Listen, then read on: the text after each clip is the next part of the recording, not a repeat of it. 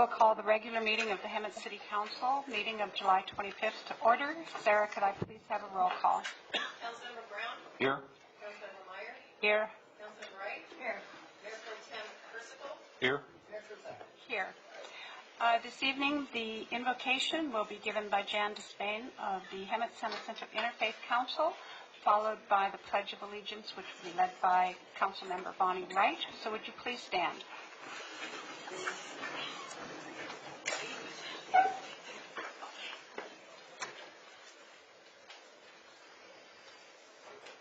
Most high and glorious God, guide this meeting tonight with your holy presence. We thank you for those gathered here to discuss and govern this valley we are blessed to call home. Help us to treasure the value and dignity of our diverse people and beliefs. Enlighten our hearts and minds to create a spirit of respectful listening and dialogue concerning current issues in our community.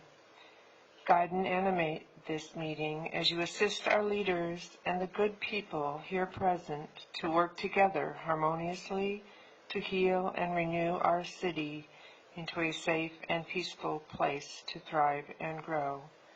We thank you in advance for the good that will be accomplished by your people working together this evening. Amen.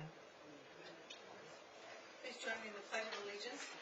I pledge Allegiance to the flag of the United States of America and to the republic for which it stands, one nation, under God, indivisible, with liberty and justice for all.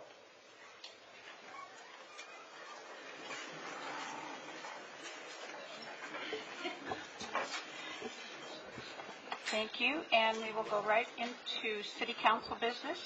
And the first item on the calendar is the consent calendar. This normally contains items that are typically routine in nature and will be enacted by one motion of the council unless an item is removed for discussion by a member of the public, staff, or council. Sarah, has anybody from the public pulled something from the consent calendar? Marie McDonald, item number 1. Item number 1. And anything else from staff? Anything from council wish to pull on the consent calendar? No? Seeing nothing? Okay, Marie? Good evening, Council. I just wanted to comment in the minutes.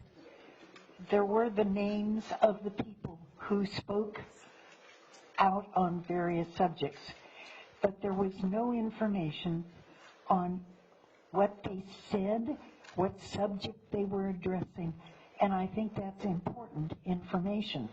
Their names really mean little to most of us who don't know them. We are interested in why did they come and speak before the council and what did they have to say.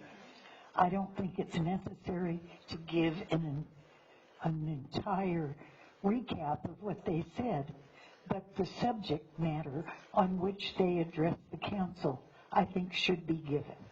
Thank you. Thank you, Marie. With that, entertain a motion to approve the consent calendar. Move to approve. Second. Please vote. Motion by Bonnie, second by Michael. Oops. And that is approved 5-0. We will move on to communications from the public. Anyone who wishes to address the council regarding items not on the agenda may do so at this time. We ask that you complete a request to speak form. You will be given 3 minutes. Our Mayor Pro Tem will be the timekeeper on that. And when you are called up by the city clerk to the podium, please state your name and then begin your 3 minutes.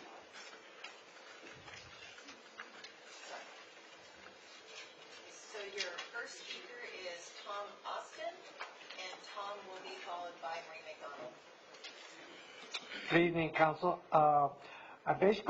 I'm not sure if you can answer any questions, but I'm going to ask it anyway. And I'm here basically looking for the current status on the sidewalks and infrastructure that was supposed to have been put in a long time ago to support the Sun Edison project along Arcacia and Sanderson. I haven't heard anything about it in a while and there may have been some discussion, I'm just not aware of it, so I'm just here to see if I could get some information, or if you could steer me in the right direction. Actually, we're going to have our city engineer, Nino Abad, give you a very short update on that right now. Okay, thank you. The pre-construction meeting was today. First day of construction is Monday. And then you'll see some action out there. Yes, so the contracts will be let. Marie?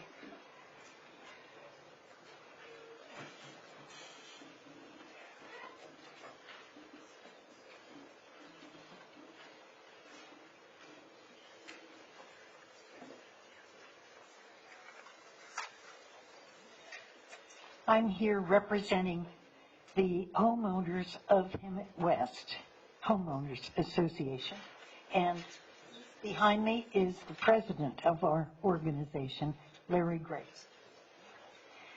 We have a resolution we'd like to present to you. A resolution against the proposed medium strip on Florida Avenue in the city of Hemet. Be it resolved that the Board of Directors of the Hemet West Homeowners Association do not believe Florida Avenue in Hemet, California, as currently configured, constitutes an unsafe thoroughfare. And be it further resolved that the Board of HWHOA believes the construction of a median strip in the center of Florida Avenue in Hemet, California, as proposed by the state of California, would create unsafe conditions for traffic on Florida Avenue. And be it further resolved that the Board of HWHOA believes the proposed medium strip would seriously reduce the safe and convenient egress to Hemet businesses located on and off Florida Avenue in Hemet, California. And be it further resolved that the Board of HWHOA believes the construction of a median strip in the center of Florida Avenue in Hemet, California would seriously impede the safe travel of emergency vehicles having to cross that medium strip, thereby lengthening the time of response during a medical emergency. Therefore, it is resolved that the Board of HWHOA strongly oppose the construction of such a medium strip because such construction would endanger safe egress for traffic and emergency vehicles in Hemet, California. I so endorse it as the president of Hemet West HOA. Thank you very much, both of you. And could we get a copy of that Yes. to the city clerk, please? Your next speakers are, Just, Marie, just give them all to the city clerk. Thank you. so your next speaker is Joanne Picard, and she'll be followed by Andrea Federoff.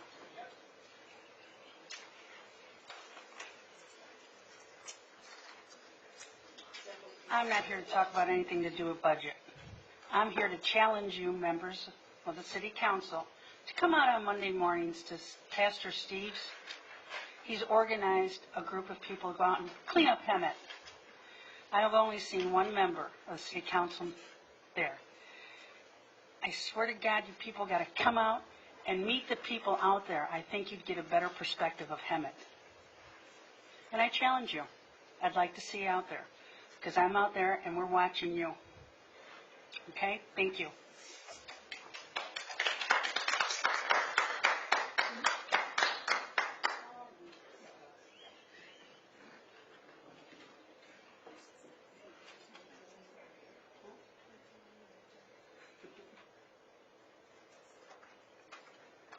Good evening.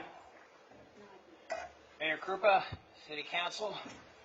Two things I want to talk about here in 3 minutes, seemingly undisconnected, but they actually are. One is mosquitoes, the other is code enforcement, and I'm going to show you how they tie together. I am personally covered with 40 mosquito bites just for sitting in my backyard. We have an over 55 plus park at Heather Estates. I'm the vice president of the HOA. I've got numerous complaints from residents who are being bitten alive by mosquitoes. So I contacted our illustrious park management over there, and those of you who received a packet from us this week know how horrendous our park management is over there. We sent a copy to Bonnie Wright and also to Mr. Vale and also to the city manager. So this is the response I got back when I said that I simply informed them of the mosquito problem, which is massive over there. This was the response I got from that park manager, the one that just implemented 16 illegal rules against the MRL. Quote, and you are what? Directed by the residents who complained to you to this office to fill out a resident complaint, since you, of course, manage the property, right? That was the response I got back from them when I was trying to tell them about a mosquito problem. I got a call today from Riverside Health Department thinking that they would be able to help. I explained the gravity of the situation, and they told me, they said, well, what we recommend is that you go down and buy some mosquito-eating fish. I said, I'm a resident. I have no intention of buying fish for the owner of the property. Why don't you talk to him? And they said, well, you need to talk to code enforcement, which brings me to my second part of my discussion here. Bingo. Code enforcement broke at least 7 sections of the Tax and Revenue Act code in granting a bingo license to the for-profit company that runs that business over our HOA. Our HOA went into code enforcement and said, we'd like to get a bingo license. They said, no, you're rejected, but we will give one to the for-profit park. And it says right there in the code that the only people that are supposed to get it are senior residents and mobile home associations. The other thing is we brought code enforcement out there for bingo. We showed them a video showing that management was putting on illegal bingo, selling food at the bingo, and pretending they were a nonprofit corporation and then charging residents to get in. We presented that information to code enforcement. They had that information. Based on that information, they gave a license to the park owner and rejected us. And this is the organization I'm supposed to go to now to try to get any help for vector control.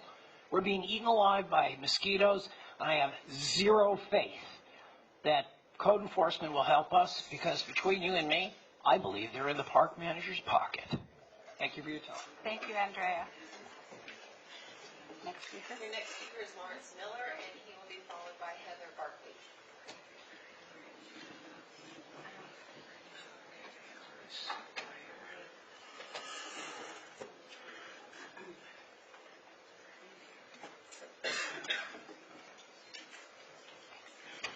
Good evening, council, men and women. I have one simple question, and the question is, how come, it'd be nice if somebody would answer it, how come we have not got an audit on the water department? We've been after this since February. And so what I did is I wrote our assemblywoman, Melissa Melendez, and Supervisor Chuck Washington. And I got a call back from the assemblywoman's office. And they're going to look into this, want to know why we haven't got an audit. We've been asking for it since February. And we want one. Something's wrong. I don't know what it is. That's all I got. Thank you, Mr. Miller.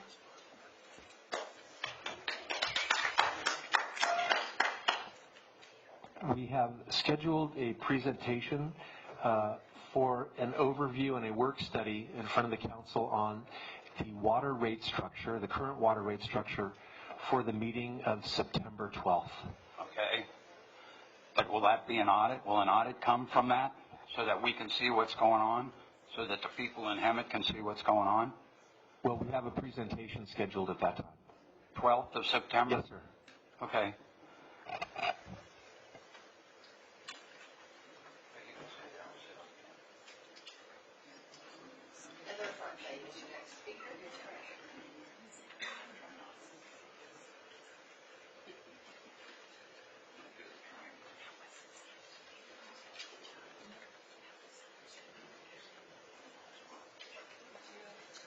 Also quick, I came in on the 11th and spoke in regards to a neighborhood I've been trying to report to local police. Is on? Okay. And I went as far as to say that I felt the police were being a little sympathetic with local terrorism in that area. We're talking about Stetson, Buena Vista, just down towards the mountain. I still have not gotten any response from anybody who's interested.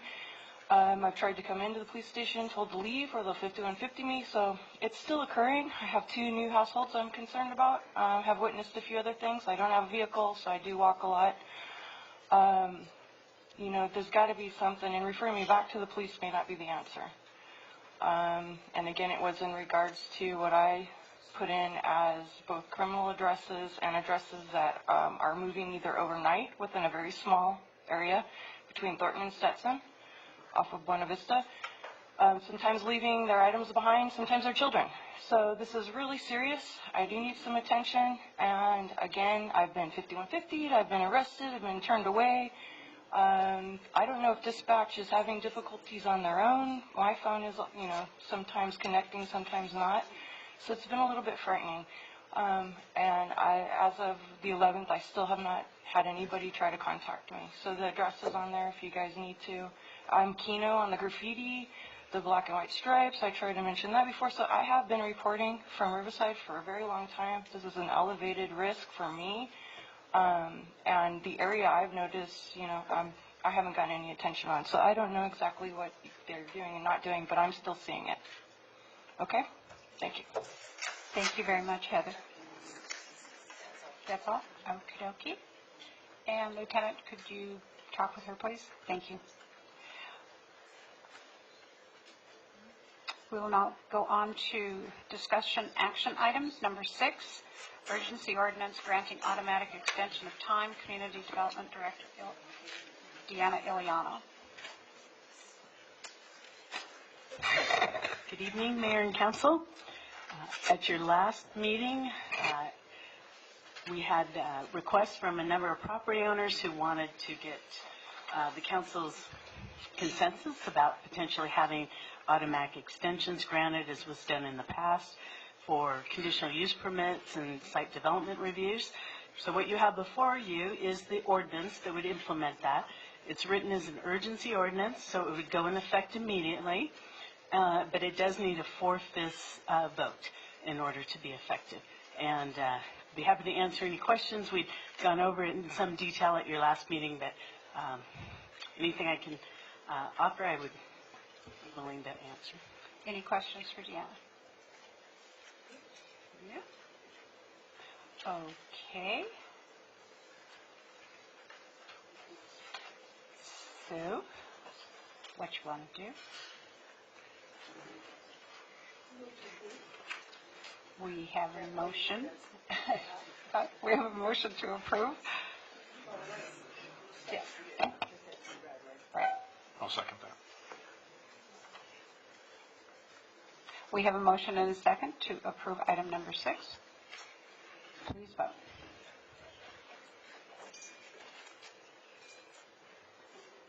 And that is unanimous, so it passes by more than the 4/5. So I guess we are good. Okay. Ordinance bill number 17-046, an urgency ordinance of the City Council of the City of Hemet, California, extending the life of the existing conditional use permits and site development review approvals set to expire between July 1st, 2017 and July 1st, 2018. Thank you, Sarah. And with that, we will go on to item number 7. Adopt a fiscal budget 2017-2018 budget. Thank you, Mayor. Good evening, council, community members, and staff. The item before you is our... Is that not going to work from there? Maybe I'm too far away. Can you go to the next slide, please? Thank you. So we'll give you a little overview of the... Chris, maybe I'll have you be my button pusher. Chris? Okay. So the preliminary budget was presented to the council on May 30th, and at that time, we took public comment, we provided some opportunity for discussion, and we took direction. Staff took direction from the council. We made some of the requested changes to the budget, and a second meeting for further review and discussion was conducted on June 13th. We again presented changes in unfunded department priorities. The council asked for additional information on reserve balances and the attorney's fund history. On the 20th of June, based on direction that we had received, the budget was amended. Additional information was presented. Departments answered questions on individual line items, and council provided direction to amend the reserve policy in regards to Measure U and salaries, make some changes to the Attorney Service Fund, and change the council's budget. Next slide. So changes that were made included changing the funding for the HPOA, the PMA, and the Firefighters Association negotiated increases from the Measure U to the general fund reserves. We added a part-time library position from donations. We revised the council's budget by $5,000 and moved some money from lobbying funding into city council lobbying expenses. We also prepared amendments to the ordinance to amend the reserve policy, and we prepared adjustments to the budget to correct prior attorney service overages. Next slide. So in terms of your operating budget, preliminary totals of the operating budget are approximately $81 million. The general fund budget totals $49 million. Measure U budgets at this point are about $7 million. The non-Measure U budgets total $42 million.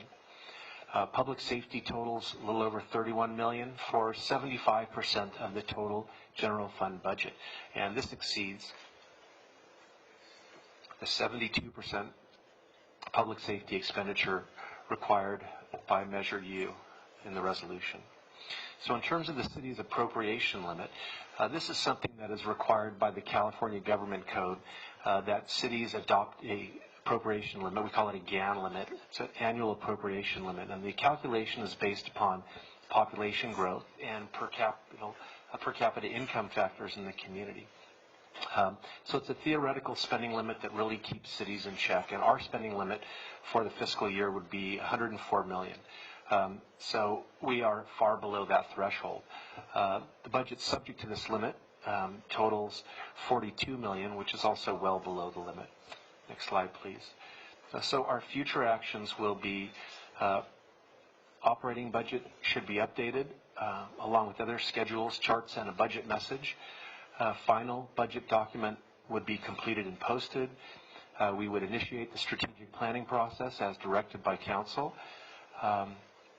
Review, following the planning process, review and approve the 2017 capital improvement program, and then bring back to you in October the quarterly budget updates. So our recommendation this evening is that you review and approve the fiscal year 17-18 preliminary operating budget. This concludes our presentation. I'd be happy to answer any questions you may have. Questions or comments?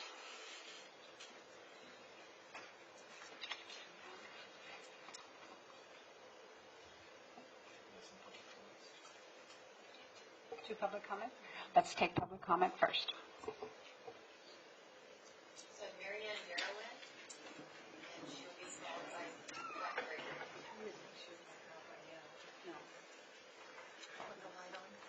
I look better with the light off.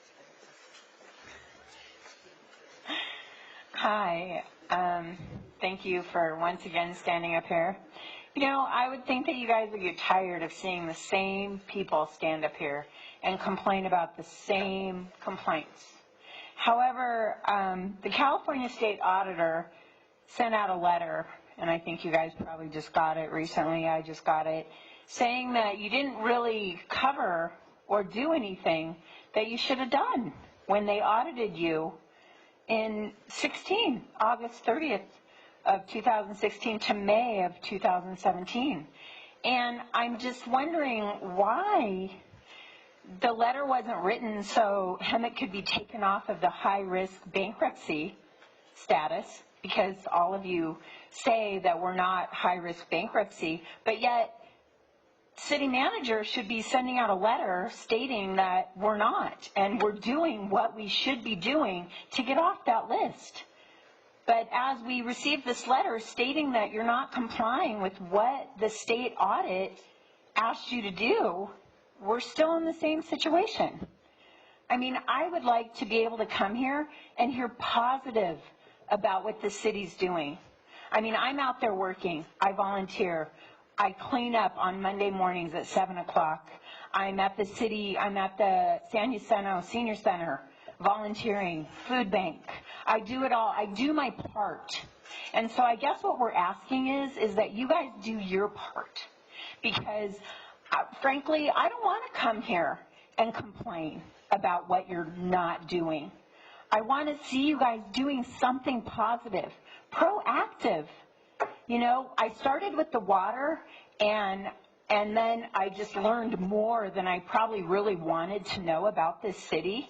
I mean, I didn't even vote for the last 55 years. I don't even vote for the president, for God's sake. But yet I'm here every 2 weeks making sure that this city is being held responsible for what they should be doing. And I shouldn't be having to do that. I want to come here and be positive. I want to say positive things about you. I have people come to me in my own neighborhood and ask me what's going on. And I have learned enough. I even read about the Brown Act. Who knew? I didn't even know there was even a Brown Act out there. But I read about it because I need to know when I have neighbors come to me and ask me questions, I want to give them the right answers. And I don't want to talk bad about this city. I just moved here. And I didn't realize what I was moving into. And I didn't know that this is what it was. So I would like for you guys to step up and be responsible for what you should be doing. So I don't have to come here every 2 weeks and stand here and get frustrated and tell you all the negative that's happening. Because there's a lot of positive out there. But people only focus on the negative when that's all they see. So if we could have more positive out there, that would be awesome. Thank you. Thank you, Mary Ann. Pat?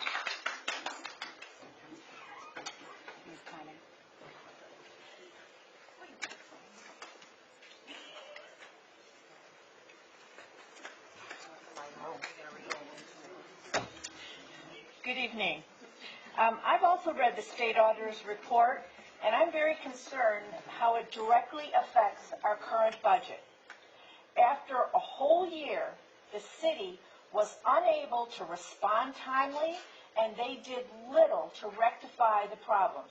The state auditor gave a number of valid suggestions, but the state auditor is frustrated because they said, you're not doing it. You're not taking our suggestions. You're not doing anything. You're not giving us any other alternatives if you don't like our suggestions. So the question that I have is, who makes these decisions? Who is actually running this city? I ask because whoever it is, they're not doing a good job. The state auditor's report states that we're still running at a deficit. That is mind-boggling to me. Our water rates have increased. The $10 million that we now have for our police and fire, which certainly was well needed, but that's all extra money, and you all can't balance a frickin' budget. Here's my concern. I have been up here at least one other time, if not two, asking why the utility department rent was increased over $500,000. Now, Mr. Percival, I'm going to address this to you because I understand you're a real estate agent, and it seems to me you would be able to have access to understand the valuation as to whether or not this is accurate. How can they increase a rent by $500,000? Question number one. Question number two, since they did do it anyways, why can't you balance the budget with that money? That money went into the general fund. That wasn't allocated before. So that means you have another $500,000 to balance your budget. So I am very concerned. And I don't know who's not doing their job, but someone isn't. We need a balanced budget, and we need transparency. And I would like someone to answer my question, why the rents were increased. I looked at the budget, and it's still the same. It's still there. And this is now maybe a month, and I've asked, and no one's answering. So I have a very big concern about that. So I am concerned about how the city's being run. I would like to know who's doing it, because the decisions that are being made, they're not transparent, they're not explaining it to the citizens, and I don't know if you think we're all idiots and we just take everything that you throw out, but we want some answers. And just so you know, we do have a petition that's circulating in that we want to have an audit of the water department for a starter. Thank you. Thank you, Pat. Thank you, and just to address your concerns, these issues that you're having with the raised rents on the water department, that occurred last year before three of us were on the council. So we're looking at getting to the bottom of this, and that's why we've asked these questions as to why, and we wanted more answers. That's why we haven't passed the budget yet. Thank you. Mayor and Council, I'd like to address the point on the issue of the balanced budget for the general fund. So the revenue side is $50.3 million, and the expenditures are $48.5 million. So with the Measure U and the change to your policy in terms of the expenditures for the salaries of the existing pre-Measure U safety personnel, there's net revenue there. It's functionally balanced. So again, the revenue is $50.3 million, and expenditures are $48.5 million. Thank you. Questions, comments on budget?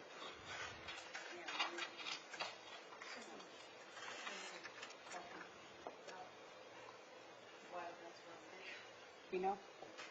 So, in terms of the water rents, my understanding is that up till now, we looked at facilities, just buildings, and it did not include the right-of-way. There's about 130 miles of water lines in the streets, and the rents at that time did not include the cost of having the pipes in the streets. So it's rent for the right-of-way for the water lines. So, facilities. Just for clarification, facilities are the conveyance lines. Is that what you're saying? So until now, we provided rents for the ground facilities, right, buildings, wells, but it didn't include, it's my understanding, it didn't include actually the right-of-way. And we have, as I mentioned, about 130 miles of water lines through our city. On the issue of the audit of the water department, that's done every year as part of the city's annual audit process, so we'll make that available. No, it's not. Any other questions, comments?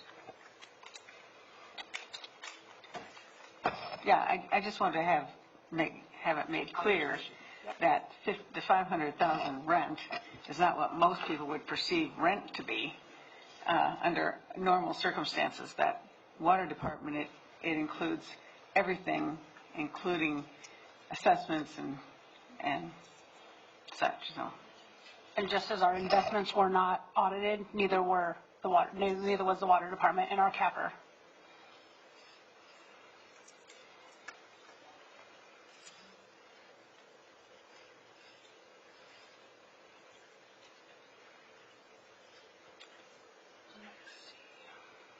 Questions? Any other comments? Russ? Yes, Mayor, at the risk of overlooking something that I wanted to say, I took the liberty of making some notes because I am a senior, and so I have senior moments. So I'd like to refer to my notes, so if you'll bear with me on that. First, I'd like to share my perspective on why I think it's important that we pass the proposed 2017-18 operating budget tonight. And I want to, in doing that, affirm that I fully understand the importance of us developing a solid and complete strategic plan and the value that it represents, because it would essentially serve as a roadmap to the future of a healthy Hemet. And I don't want my comments to be misconstrued as a lack of support for that endeavor, because indeed it's vitally important. However, I feel very strongly that it's also critically important that we pass this proposed operating budget without any further delay. We have a responsibility to our constituents and to our city staff to continue providing all the services for which we are responsible, and that requires an effective operating budget. I guess you could say in a perfect world we'd already have a strategic plan in place that would guide the budget development process. That would certainly be ideal. Priorities would already be established, and staff would therefore have the necessary insight to guide them in developing the proposed budget. And we can always amend and adjust a budget once we have a strategic plan in place if any changes are required or necessary. But the majority of our community members have already conveyed what they believe is most important to them by passing Measure U. Clearly, public safety is the most critical service that they want delivered. I wholeheartedly agree and support the desire to improve our economic base and development and enhance our customer service delivery. These are critical components of a healthy city and are directly impacted by public safety. Any further delays in approving a budget tonight will impact many of the public safety initiatives that council, staff, and the community have worked so diligently to create and support. As I said before, admittedly, I'm the new kid here, but I know how hard this council has worked before I joined you to achieve the progress that we are now just beginning to realize. With this council's leadership, we have now seen the reopening and operation of all 5 fire stations. We have a paramedic program. We've reestablished and successfully filled the critically important fire battalion chief positions. We've established a peak demand EMS response unit. We're experiencing the benefits of an aggressive recruitment strategy and have hired some extremely fine police officers and firefighter paramedics. As vacancies are filled, the police and fire departments are able to resurrect programs and operations that have been dormant, such as our gang task force and our traffic enforcement bureau, all vitally needed for our public safety. We have the opportunity to enhance community-based programs like the CERT program and our police volunteers and our police explorers. Admittedly, I'm focusing a lot on public safety, but these are all initiatives that improve the quality of life in our city. And that's what our constituents have told us is their #1 priority. But this proposed budget also contains other critical components that are desperately needed to improve our customer service delivery, not the least of which are filling vacant positions. Sustaining these and other operational changes that are part of this proposed budget is critical. Recruitment and retention are directly impacted by public perceptions of the city. The public perception of our city is diminished if we can't pass an operating budget in a timely manner. Our ability to fill vacancies and retain quality employees is also adversely affected by a negative perception. And that will only further erode the confidence in the city's financial picture and opportunities for economic development. I emphasize the word perception because that's the key point here. Even though perceptions may not always be factual or factually accurate, they are people's reality. So I ask that you respectfully join me in an affirmative vote to pass the proposed 2017-18 operating budget And then we can set about working together to develop an effective strategic plan that will facilitate the creation of future budgets going forward. And thank you. Thank you, Russ. Comments? Russ, I agree with you on all of your points wholeheartedly. I agree with you. And for the stability of our citizenry and for our employees of the city, I believe that it is important that we pass a budget. However, at the last council meeting, we did pass a resolution to continue to fund city services and to make sure that the jobs that the employees need to get done can get done. But I think it's still further important that we stop playing shell games with the budget and we have a chance to look into it and set the budget based on the priorities of this council and the priorities of the people that voted us in. And so I'm not comfortable with this budget yet. We have not had the opportunity to go over strategic planning and to get into the weeds on some of these funds that are in the budget. And so until we do that, I can't get behind this budget. And we need to have a serious look at where the money's going, how these items are being budgeted, and clean up the budget and not do business the way we've always done business, because the status quo is not the way that we should be doing, because we're on the list of the auditor for high risk, and we need to get off that, and we're not taking steps in that direction to get off if we do the same thing year after year after year.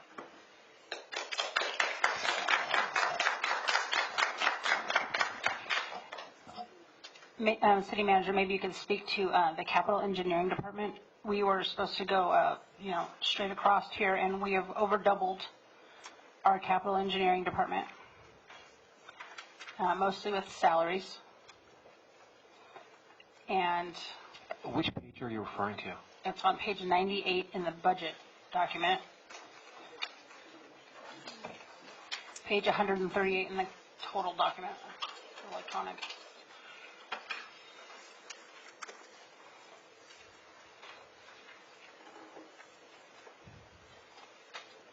I know we had different ideas on getting contractors versus employees. Thank you for the opportunity to answer that question. When we prepared the budget at the beginning of last year, the city engineer, a former city engineer, was of the opinion that they could run the capital engineering department on basically a reimbursement, that the cost of the work that was to be performed by city staff would be 100% reimbursable by the development community. We had several discussions on that topic, and it didn't bear to be true over the course of the last year. So you'll notice that the budget went up this year, and part of the challenge is we are using some contractors to perform those services, but we have had vacancies throughout the year, and both in the city engineer and other positions within that department. Well, to speak quite frankly, to get to engineering, you have to go through a lot of different steps. Is that correct? It depends on the type of project that's being engineered. Some projects go straight into engineering. Some projects go to engineering through the planning process. But it is collaborative as through our development services. And unfortunately, we're not known for being the most helpful at the desk. Whichever desk that may be. The number of complaints that we get are large. Probably the largest in my inbox. Would that be correct for you as well? So I don't receive more complaints about one department or another. We have conducted customer service training earlier this year, and we'll continue to work with our folks to provide excellent service. I actually receive more thank yous than complaints. I'm often getting emails on thank yous, and I try to read them when I do receive them. So I think that the compliments are actually more frequent than the complaints, at least from my perspective. I'll have to forward you more emails. I have a hard time doubling the budget when we have issues to deal with. in this particular item. And as Russ says, perception is everything. And we have a perceived problem in our city, and it's a leadership problem. And I think we need to table this until after our closed session is what I think we need to do. Nina, would you like to respond on your budget?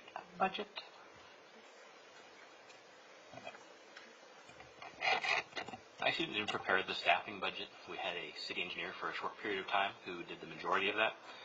But I think the intent there, part of it was I believe there is an additional associate engineer that is in that budget.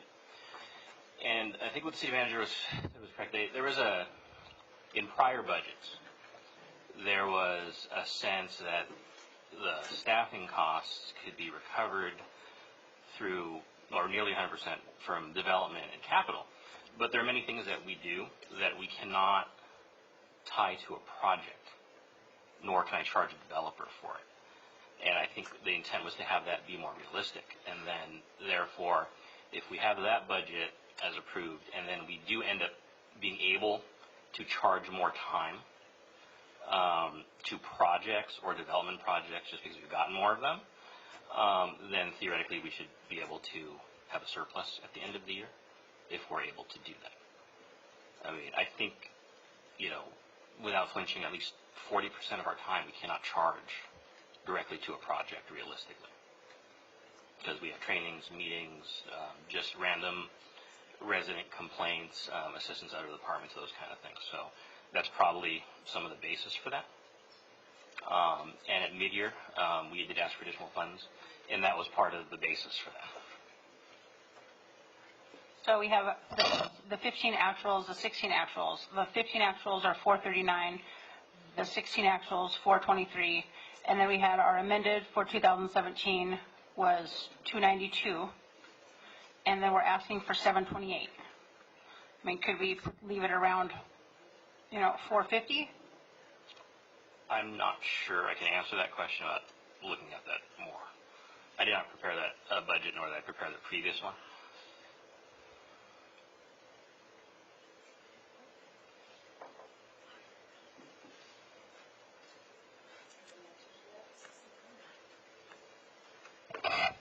So one of the challenges on providing excellent customer service is the staffing levels.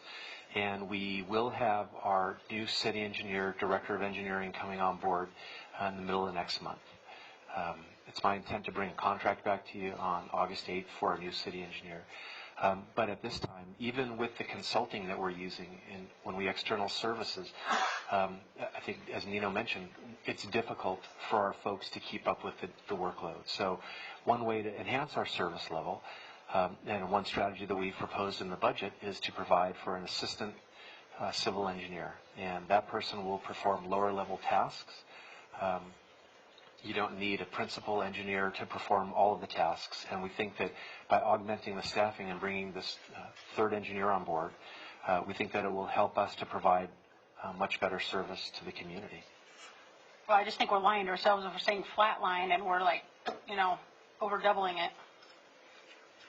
And the fact, that's what we're here today, is to talk this through and to get this approved. And we have no options, is what you're telling me. Well, we should have an option, and that is, excuse me, are you done? Yes, I want to. So I think that realistically, if we were to even bring it down to 500,000 and look at it again in 6 months and see where we're at, we would know at that point, do we need to add more to the budget, or was that sufficient?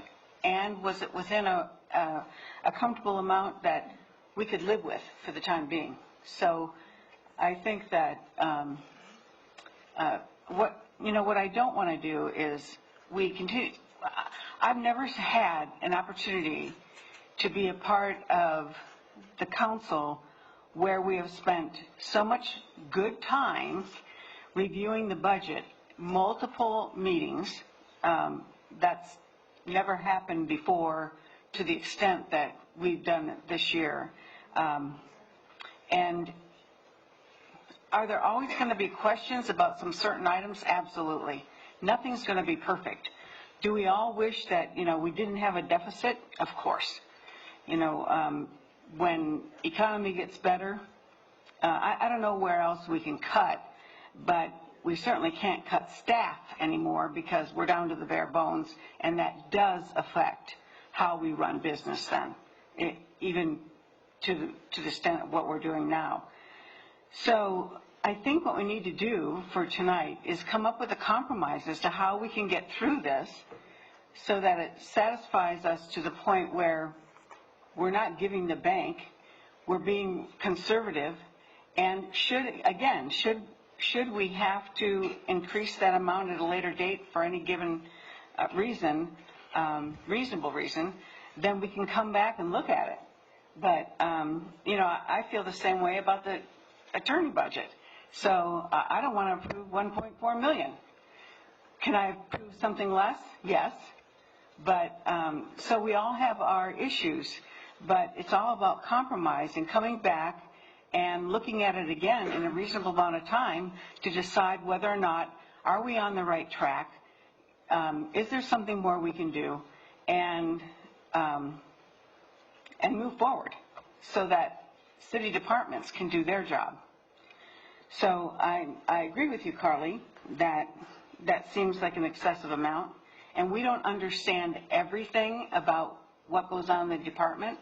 That's not our job, but we rely on the expertise of the department to come up with the reasonable amounts and that we can trust, and so that we can move forward with passing the budget.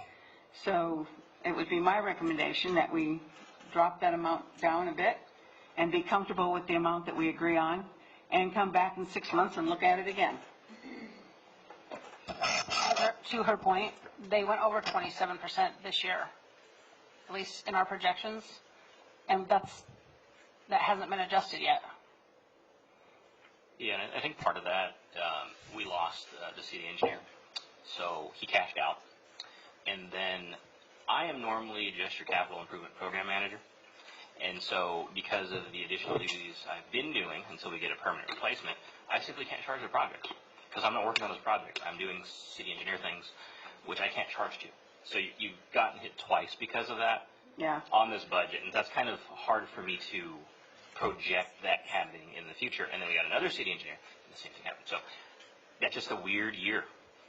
And so that's part of that difficulty, because normally I would be trying to put most of my time into the actual capital projects because that's what I'm really supposed to be doing. I just do not have that ability to do that at this moment. And it truly means a lot when you can't charge back, because you really do lose a lot by not being able to do that. Yeah. So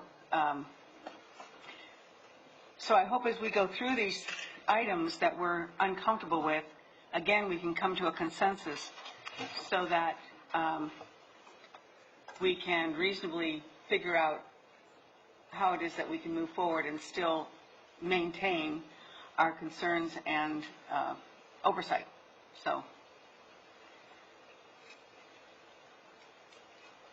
I guess the question is, you want to put out a figure amount that is in compromise, where there were two different, because you and I had talked at the last meeting, I think, about the city attorney budget and bringing that down that you were comfortable with. And